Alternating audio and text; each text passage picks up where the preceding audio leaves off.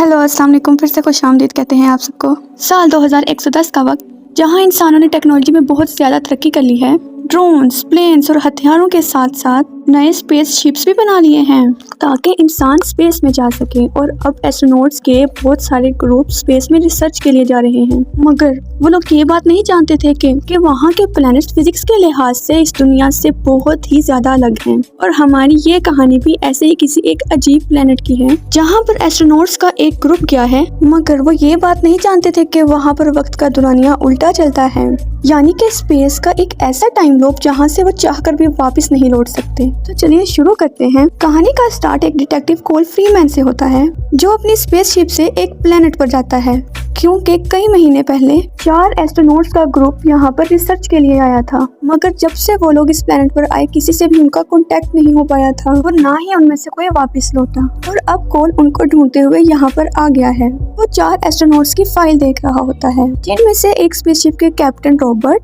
एक technician Jacob, एक scientist एंड्रियो और एक डॉक्टर मोइरा, जो कोल की एक्स वाइफ भी हैं। और वो उसी के लिए ही यहाँ पर आया है। प्लेनेट के पास पहुँचते ही कोल को प्लेनेट के ऑर्बिट में किसी स्पेसशिप के होने का सिग्नल मिलता है और तभी कोल को मालूम होता है कि ये उसी ग्रुप का स्पेसशिप है। अब कोल ट्रांसमीटर के जरिए उन सबसे बात करने की कोशिश करता है, मगर इतने सिग्नल्स भेजने के बाद भी कोई रिस्पॉन्स नहीं आता है। और अब कोल अपनी शिप को उनकी शिप के पास ले जाता है और कुछ गड़बड़ ना हो इसलिए कोल मैनुअल मोड से ही स्पेस में जाके उस शिप में एंट्री करता है। अंदर जाके उसे मालूम होता है कि वो लोग तो अभी तक इस प्लेनेट पर लैंड ही नहीं हुए हैं, जबकि उन्हें तो कई महीने पहले ही यहाँ पर पहुँच जाना चाहिए था। फिर कोल उनकी शिप का सिस्टम चेक करता है, जहाँ से उसे मालूम होता है कि यहाँ पर वक्त आगे चलने की बजाय उल्टा चल रहा होता है।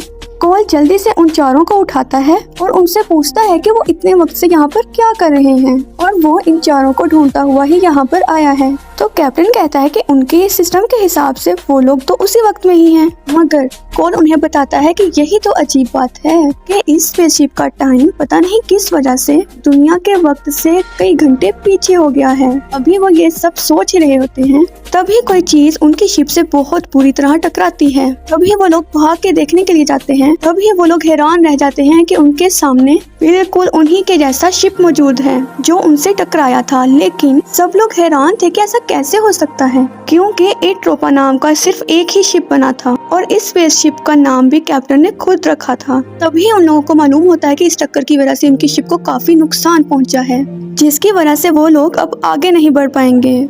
और सारी कम्युनिकेशन डिवाइसेस भी अब बंद हो चुकी थी, यानी कि अब वो कोई मैसेज नहीं भेज सकते, लेकिन आने वाले मैसेज को वो सुन और पढ़ जरूर सकते हैं। तभी कोल कहता है कि उन्हें जाकर देखना होगा कि उस स्पेसशिप में कौन है और वो शिप इन्हीं के जैसा कैसे लग रहा है। बाकी क्रू मेंबर्स भी उसकी बात मान जाते हैं और अब कोल एस्ट्रोनॉट्स का लिबास पहनकर अकेला ही वहाँ जाने लगता है। तो मोइरा उससे पूछती है कि तुम मुझे ढूंढने के लिए यहाँ क्यों आए हो। तभी कोल उससे कहता है कि ये इन सब बातों का वक्त नहीं है। और अब कोल फिर से मैनुअल तरीके से ही दूसरी शिप में जाता है और वो बाकी क्रू के साथ कांटेक्ट में भी था और अंदर जाके देखता है कि शिप तो बिल्कुल उनके जैसा ही है और टक्कर लगने की वजह से अंदर सब कुछ बिखरा हुआ है। तब ही कोल को सामने अपना और मोइरा का फोटो फ्रेम दिखाई देता है और ऐसा ही फोटो मोइरा के पास दूसरी शिप में भी है। तो कैमरा के जरिए दूसरे क्रू मेंबर्स भी ये देखकर हैरान हो जाते हैं और अब क्रू शिप का सारा डाटा दूसरे क्रू मेंबर्स के पास भेजने लगता है।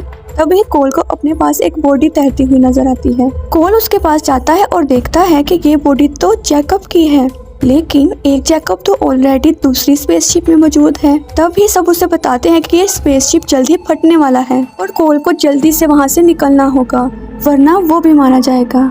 कोल जैकब की बॉडी को साथ लेके वहाँ से आने लगता है। तभी शिप फटना शुरू हो जाता है। तो कोल जल्दी से जैकब की बॉडी के साथ ही शिप में वापस आ जाता है और सब देखते हैं कि कोल के साथ ही जैकब की डेड बॉडी पड़ी हुई है और जैकब अपने सामने अपनी डेड बॉडी को देखकर चौंक जाता है। वो समझ नहीं पा रहा होता कि उसकी डेड बॉडी उसके सामने कैसे हो सकती है। उसको सुकून दिलाने के लिए मोइरा उसे बेहोशी की दवा दे देती है। जब कोल को होश आता है तो मोइरा उसे बता देती है कि दूसरी शिप जो है वो तबाह हो चुकी है और क्या ऐसा हो सकता है कि वहाँ पर जैकब की डेड बॉडी के अलावा बाकी क्रू मेंबर्स की भी डेड बॉडीज मौजूद हों। अब किसी को कुछ भी समझ में नहीं आ रहा था। अब ये साइंटिस्ट एंड्रियो सबको अपनी लैब में बुलाता है। दरअसल एंड्रियो ने दूसरी शिप की डाटा से सब कुछ मालूम कर लिया था और बताता है कि वो शिप सिर्फ दिखने में ही हमारे जैसी नहीं थी, बल्कि उसकी जर्नी भी हमारी जैसी थी और हम उससे टकराए हैं। इसका मतलब ये है कि वो हमारा फ्यूचर वर्जन है। और हम इस प्लेनेट के करीब आते ही एक टाइम कर्व के अंदर फंस गए हैं। इसलिए ही हमारा वक्त दुनिया के वक्त से उल्टा है, क्योंकि इस प्लेनेट का वक्त दूसरे प्लेनेट के पास होने की वजह से यहाँ का टाइम इतना बैंड हो चुका है कि वक्त बार बार खुद को रिपीट कर रहा है, यानी कि बार बार ट्रेवल करके वो 15 घंटे पीछे जा रहे हैं। और इस बात का उन्हें पता नहीं लगा क्योंकि वो सब क्रूज स्लीप में थे। और जो कुछ भी उस शिप के साथ हुआ ठीक 15 घंटे के बाद इस शिप के साथ भी वही सब होने वाला है, क्योंकि वक्त बार बार रिपीट हो रहा है। और वहाँ पर भी एक शिप होगा जिसके साथ हम टकरा जाएंगे, यानी कि इस शिप का जैकब ठीक 15 घंटे बाद मरने वाला है। और जो जैकब की डेड बॉडी थी मोइरा ने उसका पोस्टमार्टम कर लिया था और मोइरा बताती है कि इसकी डेथ कोल की गन से हुई है। तभी कोल बताता है कि उसकी गन में तो सारी गोलियां मौजूद हैं। तब ही साइंटिस्ट बताता है कि ऐसा अभी हुआ नहीं है, लेकिन आने वाले 15 घंटे में होना जरूर है। तभी कोल कहता है कि वो ऐसा कभी नहीं करेगा। तभी कैप्टन कहता है कि वो लोग कोई रिस्क नहीं ले सकते और कोल के गन को एक लॉकर में रख देते हैं, क्योंकि उन्हें जैकब को बचाना था। फिर साइंटिस्ट उन सबको एक आइडिया देता है कि उन्हें पहले से ही पता है कि ये शिप 15 घंटे के बाद फटने वाली है, तो इससे पहले ही इन सबको स्केप शटल लेकर यहाँ से निकल जाना चाहिए। मगर कैप्टन कहता है कि ये एक अच्छा आइडिया नहीं है, क्योंकि उनके पास ऑक्सीजन सिलेंडर ज्यादा मौजूद नहीं है और ना ही हमारे पास इतनी ताकत है कि हम इस वियर्ड प्लेनेट की ग्रेविटी को तोड़कर यहाँ स्पेस से बाहर जा सकें। तो उन्हें बेहोश जैकब को उठाकर स्पेसशिप को ठीक करके किसी भी तरह इस प्लेनेट से बाहर जाना होगा, ताकि ये शिप फिर से पिछले वक्त में चला जाए। फिर जब जैकब को होश आता है तो उसे पता लगता है कि उसकी मौत कोल की गन से होने वाली है, तो वो डर जाता है और वहाँ से भाग जाता है। और बाकी के लोग भी उसके पीछे भागते हैं, क्योंकि इन सब में वही इंजीनियर है और इस शिप को चला सकता है। जैकब को ढूंढते हुए वो लोग देखते हैं कि शिप का मेन कोर टक्कर लगने की वजह से टूटने वाला है, तो कोल समझ जाता है कि इसके टूटने की वजह से ही शिप ब्लास्ट हो जाएगा। तो उन्हें कैसे भी करके जैकब को ढूंढना होगा और उसको समझाना होगा, लेकिन जैकब मौत के डर से कहीं छुप गया था। तभी साइंटिस्ट स्केप शटल लेकर वहाँ से निकलने लगता है। सब उसे रोकने की कोशिश करते हैं, मगर अब वो वहाँ से निकल चुका था, जहाँ उसका शटल प्लेनेट की ग्रेविटी की वजह से उसकी तरफ खींचा जा रहा था, जिस पर एंड्रयू का काबू नहीं था। फिर सब शिप के कैमरा से ही उसको देखने लग जाते हैं, लेकिन जूम करने से वो लोग जो चीज देखते हैं उससे उनकी आंखें खुली की खुली ही रह जाती हैं। तभी एंड्रयू देखता है कि उसका शटल एक जगह पर अटक गया है और यहाँ पर कहानी का सबसे बड़ा ट्विस्ट आता है। तभी साइंटिस्ट देखता है कि उसकी शटल जैसे लाखों करोड़ों शटल उस प्लेनेट के इर्द गिर्द घूम रहे हैं और उन सब शटल्स में साइंटिस्ट के वेरिएंट भी मौजूद हैं और उनका शिप लाखों बार टाइम ट्रेवल करके वहाँ पर जा चुका है और हर बार वो सब वहाँ पर मारे जाते हैं और साइंटिस्ट का वेरिएंट हर बार यही गलती करता है। तब ही कोल, मोइरा और कैप्टन ने स्पेस में ये सब कुछ देख लिया था और वो ये बात भी समझ चुके थे कि उनके लाखों करोड़ों वेरिएंट यहाँ पर पहले मारे जा चुके हैं। अब भी वो लोग सेम वही करते आ रहे थे जो इनसे पहले के वेरिएंट ने किया था। तो अब क्या वो इस वियर्ड प्लेनेट से बाहर निकल पाएंगे और इस टाइम लूप को तोड़कर यहाँ से बचकर निकल पाएंगे? अब वो तीनों परेशान थे कि साइंटिस्ट तो अब टाइम लूप में फंस चुका है। तो कैप्टन कहता है कि इसका मतलब अब मरना ही हमारी किस्मत में है और अब हम इसे बदल नहीं सकते। मगर कोल कहता है कि अब भी उनके पास बचने का मौका है, उन्हें बस किसी भी तरह इस शिप को चलाकर इस प्लेनेट से कहीं दूर लेकर जाना होगा। जैकब अभी भी जिंदा है और उन्हें उसे किसी भी तरह ढूंढकर इस शिप को ठीक करना होगा और उनके पास एक एस्केप शटल अभी भी बचा हुआ है। अब वो तीनों एक नई कोशिश के लिए तैयार थे। तब कैप्टन देखता है कि इस शिप में अब कुछ ही ऑक्सीजन बाकी है। अब वो तीनों अलग अलग तरीके से जैकब को ढूंढना शुरू करते हैं। अब कैप्टन अलहदा हो जाता है और कोल और मोइरा मिलकर दूसरे रास्ते से जैकब को ढूंढने लग जाते हैं और मोइरा फिर वही सवाल करती है कोल से कि वो उसे ढूंढने के लिए यहाँ क्यों आया है, कि हमारा रिश्ता तो बहुत साल पहले खत्म हो चुका है। अब उन दोनों की कहानी बताई जाती है। दरअसल कुछ साल पहले कोल और मोइरा का भाई एक दूसरे के साथ मिलकर काम करते थे। वहीं पर ही कोल की मुलाकात मोइरा से ही और उन दोनों ने शादी कर ली। सब कुछ ठीक चल रहा था, लेकिन एक दिन कोल और मोइरा का भाई दोनों एक मिशन पर जाते हैं। वो दोनों एक क्रिमिनल के पीछे जाते हैं जो उन पर फायरिंग करना शुरू कर देता है।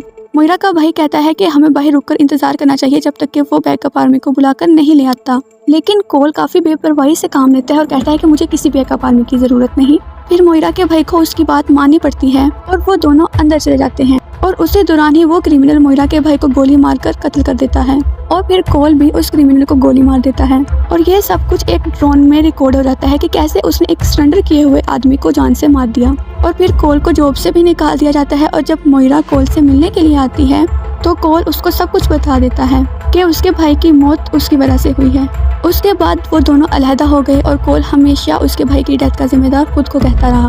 और फिर जब कोल को पता लगता है कि मोइरा जिस स्पेसशिप के साथ रिसर्च के लिए गई थी उसका कुछ पता नहीं लग रहा और कोई कांटेक्ट भी नहीं हो पा रहा होता, इसलिए कोल अकेला ही मोइरा को ढूंढता हुआ यहाँ पर आ गया। फिर कोल कहता है कि उसकी वजह से उसके भाई की डेथ हुई थी, लेकिन वो चाहता था कि अब वो मोइरा को बचा ले। जब वो जैकब को ढूंढ रहे होते हैं तभी शिप की सिचुएशन क्रिटिकल स्टेज पर थी, तो उसकी वजह से सब कुछ बंद हो जाता है, जिसकी वजह से कोल मेडिकल रूम के अंदर फंस जाता है। कोल शीशा तोड़कर बाहर आने की कोशिश करता है, मगर शीशा बहुत ज़्यादा ही सख्त होता है। और फिर कोल मोइरा से अपनी गन के बारे में पूछता है, लेकिन उसकी चाबी तो बाहर मोइरा के पास थी।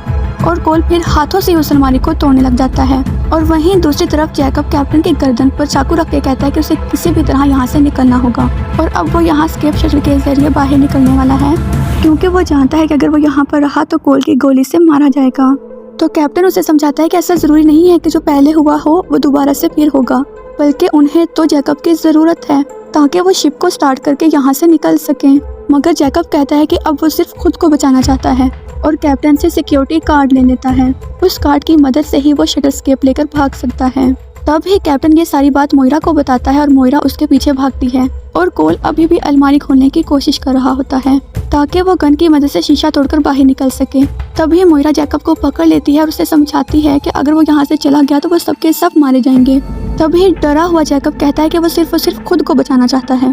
तभी कैप्टन भी आ जाता है और वो दोनों मिलकर जैकब को रोकने लगते हैं। तभी कोल को गन मिल जाती है और अब वो बाहर जाने के लिए शीशे पर शूट करता है। तभी ये आवाज जैकब और बाकी कैप्टन और मोइरा दोनों को सुनाई देती है और इसी डर में जैकब खुद को बचाने के लिए कैप्टन पर चाकू से हमला कर देता है।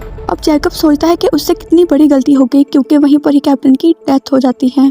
तभी वहाँ पर कोल आ जाता है। मोइरा बहुत ज्यादा गुस्सा हो जाती है और कोल से उसकी गन छीन लेती है और कहती है कि शायद जैकब की मौत कोल से नहीं बल्कि मेरे हाथों से होगी।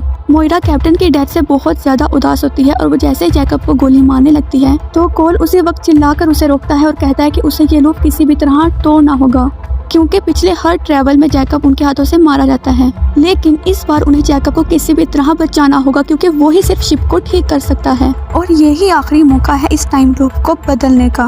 और फिर मोइरा कोल की बात मान लेती है। फिर कोल कहता है कि उनके पास अभी भी वक्त है इस सब को बदलने का, क्योंकि एक बार फिर से 15 घंटे के बाद ये शिप टाइम ट्रैवल करने वाला है और फिर वो शिप के नए वर्जन के साथ टकरा जाएंगे। और फिर जैकब कहता है कि वो बहुत ज्यादा डर गया था और इस वजह से कैप्टन की जान चली गई, मगर अब वो किसी भी तरह उन दोनों की मदद करेगा। अब तीनों जल्दी से भागकर मेन इंजन रूम में जाते हैं और जैकब सिस्टम को फिर से ठीक करने लगता है।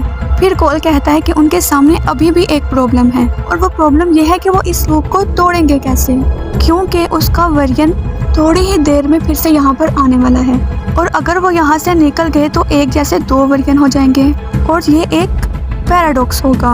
और एक इंसान के 2 वर्जन एक ही टाइमलाइन में कैसे हो सकते हैं, और किसी भी तरह हमें इस प्रॉब्लम का सॉल्यूशन निकालना होगा।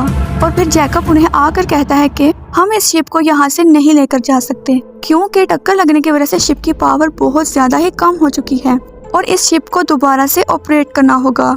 तब ही पूरा शिप 15 घंटे पहले के टाइम ट्रैवल में टेलीपोर्ट हो जाता है, क्योंकि उन्हें अपने रिकॉर्डर में पहले वाले वर्जन जो कोल का था उसके मैसेज सुनाई देते हैं जो उसने इनको भेजे थे। और ये मैसेज तब के होते हैं जब कोल पहली बार यहाँ पर आया था और उसने एट्रोपा को देखकर सिग्नल्स भेजे थे, मगर इन रिटर्न उसे किसी भी किस्म का कोई मैसेज या रिस्पॉन्स नहीं आया था। तो उसकी वजह हमें अब पता लग रही है कि शिप का रिपोर्टिंग डिवाइस टक्कर लगने की वजह से खराब हो गया था। तभी कोल को आइडिया आता है कि क्यों ना वो अपने पास्ट वाले वर्जन से मिले, मगर जैकब कहता है कि उसे यहीं पर रुकना होगा क्योंकि उसे यहाँ पर रुककर शिप को ठीक करना था। तब ही कोल और मोइरा वहाँ से चले जाते हैं और कोल मोइरा को स्केप शटल में बिठाकर कहता है कि तुम्हें अकेले को ही यहाँ से जाना होगा, मगर मोइरा कहती है कि तुम सब यहाँ पर मारे जाओगे। तो कोल उसको जवाब में कहता है कि हाँ बिल्कुल मैं मारा जाऊंगा, लेकिन यहाँ से जाकर तुम्हें वहाँ पर मेरा पास्ट वर्जन मिल जाएगा जिसके साथ तुम आसानी से यहाँ से निकल सकती हो। दरअसल पैराडॉक्स को बनने से रोकने के लिए यही एक आखिरी रास्ता था, क्योंकि कभी भी एक ही इंसान के 2 रूप एक यूनिवर्स में नहीं हो सकते। इसलिए उसे यहाँ पर रहना होगा। मोइरा सब कुछ समझ चुकी थी और फिर वो बड़ी मुश्किल से ही वहाँ से जाने को राजी हो जाती है और कोल उसे वहाँ से भेजकर जल्दी से भागकर वापस जैकब के पास आता है और जैकब से कहता है कि उसके पास इस लूप को खत्म करने का एक प्लान है, लेकिन उसके लिए हम दोनों को कुर्बानी देनी होगी। और ये बात जैकब जानता था कि उस टाइम के लाखों जैकब इस टाइम ट्रेवल में अपनी जान दे चुके हैं, इसलिए वो आखिरी बार इस लूप को खत्म करने के लिए अपनी जान देने के लिए तैयार था। और अब इस बार वो दोनों प्लान बनाते हैं कि वो इस शिप को पुराने वाले से टकराने पर तबाह कर देंगे और तभी मोइरा पास्ट वाले कोल के वेरिएंट से मिलकर वहाँ से निकल जाएगी। और अब जब शिप्स आपस में टकराने वाले थे तो जैकब उसी वक्त ही ब्लास्ट कर देता है, जिसमें वो और कोल दोनों मर जाते हैं और सिर्फ मोइरा ही थी जो इस टाइम लूप में बच पाई। तभी हम देखते हैं कि कोल का पास्ट वेरिएंट ये सब कुछ देख रहा था और मोइरा भी उसे सब कुछ बता देती है और फिर वो दोनों मिलकर शिप के जरिए पास्ट में चले जाते हैं और शिप के तबाह होने की वजह से सारे वेरिएंट जो थे वो मर चुके होते हैं और तबाह होने की वजह से अब कोई शिप भी नहीं बचा और ना ही वो कभी दोबारा ट्रैवल करेगा और इस तरह टाइम लूप खत्म हो गया और मोइरा कोल के पास्ट वेरिएंट के साथ वहाँ से निकल गई। इसी के साथ ही हमारी ये कहानी इख्तिताम को पहुँचती है। Thank you all for watching. जाने से पहले आप सबको कहना चाहूँगी, अगर आप सबको हमारी वीडियोस पसंद आती हैं तो लाइक शेयर एंड कमेंट ज़रूर किया करें और बेल आइकन को भी प्रेस कर दें और हमारे चैनल को सब्सक्राइब कर दें। अल्लाह हाफिज़ एंड